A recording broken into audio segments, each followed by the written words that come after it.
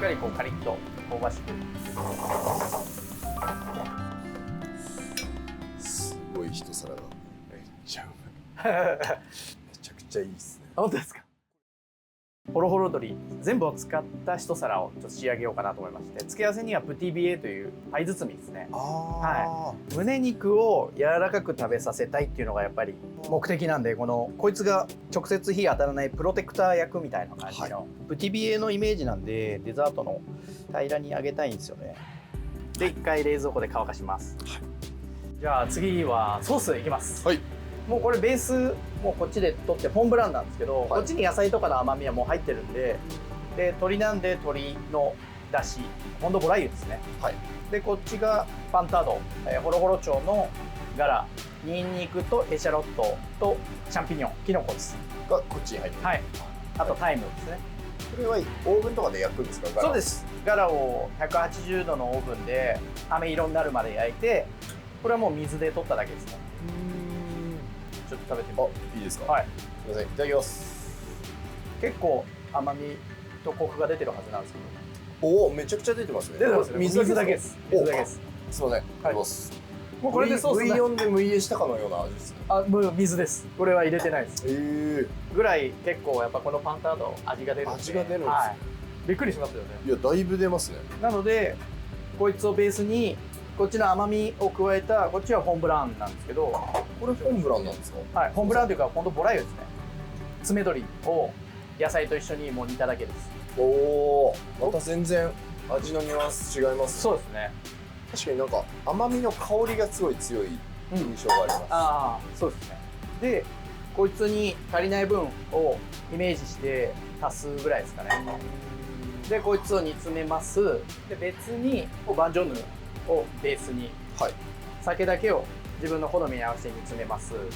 であとゲベルツ、ちょっと甘みがシュプレームに甘みが欲しくて、ソースシュプレームを作るってことですか？ソースシュプレームみたいな僕ルーとか使うと重くなっちゃうのが嫌で、はい、どっちかっていうと軽めに仕上げたいんで、もうお酒だけを詰めます。でこのフォンと合体させてクリーム足して、はい、最後はもうバターでモンテするのと、あとは極力バターも控えてくず粉でリエする感じですね。はい、で濃度を整えるっていう感じ。ソースが美味しくなった方がいいんですけど、やっぱりこう重くてベタベタするのが今の流行りじゃないというか、まあ、健康志向も高まってますし、でも油分っていいんですよね。油脂分は取った方がいい、エネルギーに変わるから。そうですね。はい、カロリーっていうよりもなんか僕もそういうのをちょっと勉強してて、自分の健康でいたいっていうのもあって、ベジファーストとかいうのも結構変わってきてて、オイルファーストっていう人もいたりとか。そうですね、やっぱ脂肪がないと、まあ、パワー出ないっていうのがシンプルな理由だと思うんです。シェフやってるから僕はご存知ですよね。そうですね。体脂肪って落としすぎると今度は免疫力が下がるんで、そうですよね。脂肪は一定あった方がいい。油はエネルギーなんで排出勝手にされていくじゃないですか。そうですね。意外に油脂分取ってない人とかって体調悪くなったりとか、パワーが出なかったりですね。そうなんです。なんか新しい論文がそうだっていうのをちょっと勉強して、アメリカの論文でももうオイルファーストでいいみたいなことも言ってる。別に決してベジファーストが間違ってるわけでもないですし、やっぱりその人の体調に合わせてっていうのが答えだと思うので、決して一概にはいないと思うんですけど、僕はだからなるべくそういう油は使うんですけど、どっちかって言ったら料理として、食事として軽やかにっていう、最後までこうすっきり食べられるというか、よくフランス料理食べて最後物足んなくて締め欲しいっていう人いるじゃないですか。パスタとかご飯とか、で僕どうぞラーメン屋さん行ってくださいって言うんですよ。そっちなんですよ。これシミによって分かりますよね。そう言わせないための満足感をみたいな、すごくこだわる人がいれば、確かに長谷川シェフ僕はどうぞラーメン屋さん行ってくださいっていうタイプで、飲食店が儲かるじゃないですか。まあそうですよね。これ2回目ですね。2回塗って色ムラをなくす的な感じですか？そうですね。レイエスって形をこう出すときに、薄いとこう形がくっきり出ないというか、そういうことですね。はい、色の厚みというんですかね。綺麗な焼き色がつかない。これでもう一回乾かします。だから先ほどのお酒が結構煮詰まってきて、だいぶ煮詰まってる。はい、酸っぱいのがちょっと角が取れるぐらいな感じで、そのくらいになったら本を出していきます。でここでもう一度味を見て、自分の最後に理想とするところまで持っていけるのかどうかを確認して、クリームですね、出して、ここからまた少し詰める。そうですね。ここから自分の理想のところまで、最終のところまで詰める感じです。で最後にバターとバンジョーヌもう一回ちょっと足して、香り最後出すと。胡椒と塩は軽く。バターはとろみをつけたいというよりも本当にリッチな味わいというか、そういう感じなんですか？もうおっしゃる通りです。リッチな味わい、ボリューム感を出したいという感じです。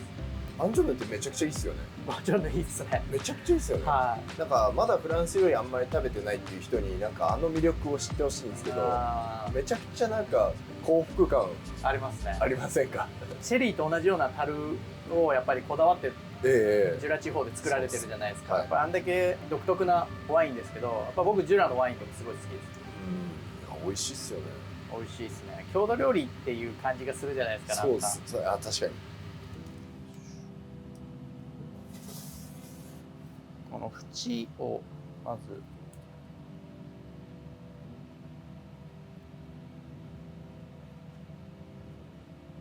なんか喋んないとあれですね。いや、大丈夫です。シュールな動画になっちゃう。むしろシネマティックになってる感じです。なるほど。塩をつけて、本当はもっと乾かした方がやりやすいですけど、ちょっと時間がないんで。とんでもないです。すいません。こ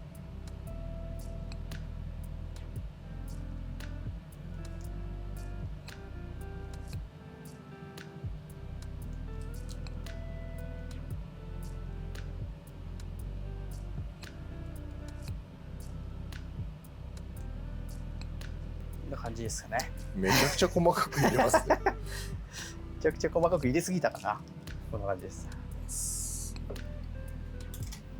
下のオーブンで僕250ぐらいで、下にちょっと厚みのある鉄板入れて、もう一気に揚げる感じで、少し焦げるぐらいの方が僕パイは美味しいと思ってて、ボキューズさんとか言ったらすごい焼き色しっかりついてたりとかするんで、そうです。だからその方が風味も焦げてるのは良くないですけど、真っ黒じゃなく綺麗な焼き色はありなのかなって思ってます。で一気に温度が下がっちゃうんで、もうここは瞬時に行きたいので、もう乗っけて、開けて入れて、もうすぐ閉めます。でこれで7分ぐらい様子見で、全部で12分ぐらいですかね。先ほどのソースがちょうどいい感じに煮詰まってきているので、いい感じの酸味とふくよかさが出てるので、ここでバターをちょっとリッチ感を、で冷たいバターでつないでいく感じですね。バター入れるときは余熱で火を通してツヤを出していきます。でバンジョーヌですね、少し香り付けに加えまして、でくず粉でつなぐ。最後お肉に乗っかるぐらい、絡むぐらいというか。そうですね、絡むぐらい。結構コクがあるんで、最後僕はこんな感じです。ありがとうございます。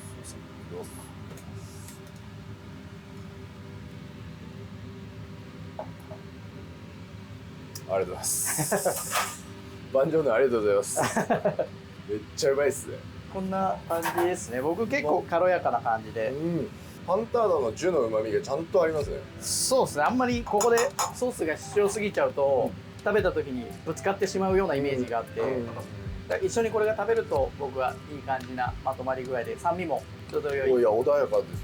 そうですね。穏やかっていいですね、表現が。いやなんかバンジョーヌの尖った感じが全然出てなくて、香りがしっかりあるんで。そうですね。香りやっぱ大事です。うまいっすね。営業始まる前にこれ仕上げる感じですね。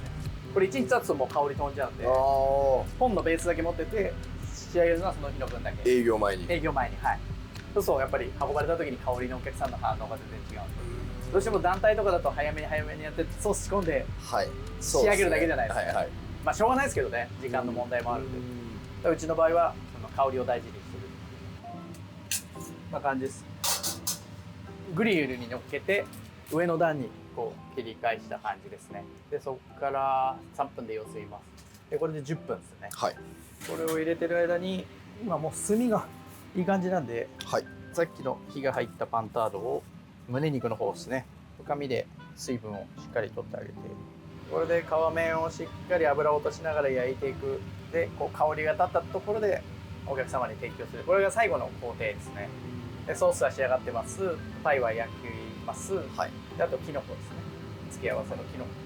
すごいパーツの作業量、そうなんですよ。だからもうこれ営業中まだ魚も肉も他に前菜もあるんでぐちゃぐちゃなんです。そうですよね。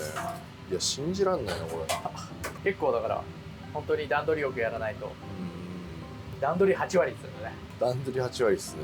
まあボケ取るコンクールとかもそうですけどね、やっぱり段取りが大事っていうか。そんな網があるんですね。ちょっと僕初めて見ました。はい、そうそうそう、バーベキューとかでよくつかない。そうなんですよ。でひっついたら笑っちゃいます。あ、いいっすね。顔。岸本さんも使ってますよ。あ、そうなんですか。やっぱり炭で強いとこれ焼けてきちゃうんですよね。だけどなんかこの上に乗っけて岸本さんの動画見たら焼いてたんで。さすが。なんで僕には動画の誘いがないんですかって岸本シェフ言ってました。僕の動画言っといてください。出させてくれって言っといてください。マジっすか。いや岸本シェフそんな僕なんかでよければ全然。マジですか。超喜ぶと思いますよ。巨匠岸本シェフ。で素直に喜ばないですからね。僕でいいんですか。どうしよっかななんて本当に嬉しいくせに。いや僕がそもそも自分からあんまり申し訳なくてあんまりお願いしないんですよ。なんか。それ僕が間に入ったって言っといてください。オッケーです。わかりました。あの人も僕と同じであんまりこうコミュニケーション周りと取らない。ああそうですか。取らない、そうそう、あんまり出ないじゃないですか。でも料理本当に好きですし、料理上手なんで面白いと思う。独特の概念があるんで、これいいですよね。めちゃくちゃいいですね。概要欄にリンクを貼った方がいいですよ。いやだからあんまり自分から言わないんで、長谷川シェフみたいに一言いただけたりするとやっぱ嬉しいっすね。よかった、声かけて。もう一回きりじゃなかったと思って。いやもうこっちは逆にもう相手してくんねえだろうなと思って。何言ってんですか。逆っすよ。こんな感じですよね。おー綺麗。ありがとうございます。うわ綺麗。これは本当に火がもう入ってるんで、はい、中まで最後温めるのとちょうどいい火加減っていうイメージですかね。で皮はしっかり香ばしく焼いて、やっぱムースがすごい穏やかだから、焼き目でちょっと緩急つけるとすごいいい香りのニュアンスがプラスされそうですね。もう本当その通りで、これなんで低温で火入れてるんで、バプールで入れてる時の火さえ間違わなければ、はい、ここでそんなに焦げるまで入れたとしても中が完全に火が入ることはないので、しっかりこうカリッと香ばしく鶏の良さを出せるので、反対からちょっと温めてあげる。油も落ちながら香りもまといながら、でこっちからも今入れるだけで余熱で入っていくんで、これでこんな感じで、はい、そしたら最後キノコですね。ジロルとブラウンマッシュルームですね。これを付け合わせに。本当指切っちゃいけないですよね。皆さん気をつけてください。完璧な仕事ができなくなります。いやでもちゃんと仕事してるってことですよね。ああ、優しいですね。ちゃんとフォローができるって素晴らしい。で、僕キノコを焼くとき油引かないです。で、強火で香りを出していきます。油を引かないのは何か僕なんか油引いちゃうとキノコに油がまとっちゃって香りが出てこないんですよね。キノコのこの中の水分がこれ今蒸発してる感じで、このキュッキュッキュッキュ言ってる、はい、この音で香りが焼けてるっていうんですかね。この香りがちょっと出づらい感じがするってことですかね。油があると。そうです。油があるともう油の膜を張っちゃうんで、この中のキノコの水分が出てこようとするんですけど、出てこれなくなるじゃないですか。このキュッキュッキュッキュいう感じですね。で、あんまり強すぎると焦げちゃうんで、ある程度キュッキュ言い出したら火をちょっと抑えます。しめじとか舞茸とかもこれやるとめちゃくちゃ美味しくなります。だんだんこうなんかしっとりして乾かしながら香り出していく感じですね。であとキノコ火入れるともう食感がなくなっちゃうの僕嫌いで、だからもうさっとですね。もうこの状態になったらもうバター加えていきます。香りが出て、そしたらニンニクとエシャロット加えていきます。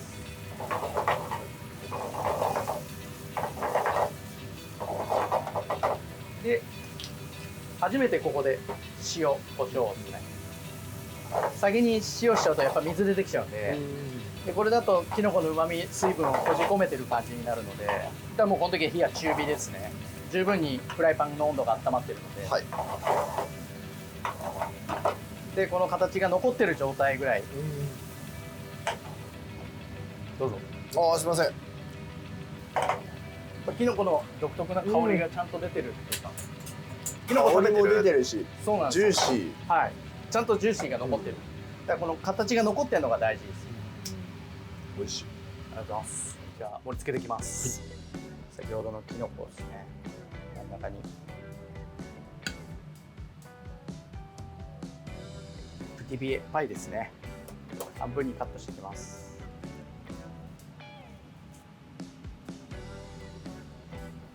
こんな感じですね。ドンとたっぷりと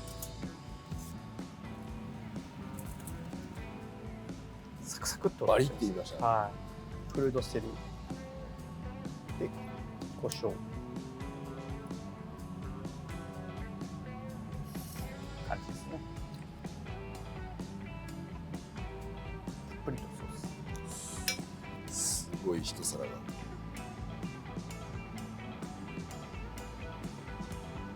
すみません、いただきます。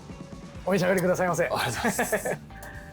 わ、すごいな。なんかもうあれだけのことを目の前で見たんで、なんかもう美味しいっすよね。もう美味しいんですけど、もう美味しいんですよ。いただきます。ああ、めちゃくちゃいいですね。本当ですか。歯ごたえすごい残るんですね。パンタードのこの胸の。そうですね。筋肉質ですよね。そうですね。歯ごたえしっかり残ってるのにムースが滑らかだから、この緩急があると思ったら皮目がめちゃ香ばしいみたいな。ああ、確かに。いや、これめちゃくちゃうまいですね。シェフの中でやっぱこれぐらいの基礎っていうのがこだわりがあるわけですよね。そうですね。